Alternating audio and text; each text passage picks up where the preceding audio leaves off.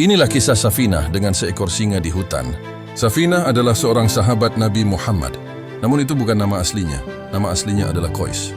Ia pernah berada dalam pengasuhan Ummu Salamah, salah satu istri Nabi Muhammad. Pada masa itu, Qais berada dalam status perhambaan. Namun kemudian, ia dilepaskan dari ikatan tersebut. Meski sudah tidak terikat, Qais tidak pergi. Ia memilih tetap tinggal, mendampingi Rasulullah. Bukan karena kewajiban, tetapi karena keimanan dan kecintaan. Suatu hari Rasulullah melakukan perjalanan bersama para sahabat. Barang bawaan mereka sangat banyak dan berat. Melihat para sahabat mulai kelelahan, Rasulullah berkata kepada Qais, "Bentangkan kainmu." Qais pun membentangkan kain yang ia miliki. Barang-barang para sahabat diletakkan di atas kain itu. Lalu Qais mengangkat semuanya seorang diri seakan beban berat itu tidak berarti apa-apa.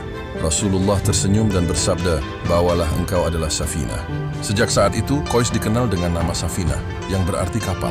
Karena seperti kapal di lautan, ia mampu membawa beban besar tanpa mengeluh. Waktu berlalu. Setelah Rasulullah wafat, Safinah menjalani kehidupannya sebagaimana sahabat lainnya. Suatu ketika ia melakukan perjalanan laut untuk suatu keperluan. Riwayat menyebutkan, perjalanan ini bukan untuk peperangan. Safinah naik kapal bersama beberapa penumpang lain. Kapal itu berlayar menuju wilayah Romawi. Namun di tengah lautan cuaca berubah. Angin bertiup kencang, ombak besar menghantam kapal bertubi-tubi.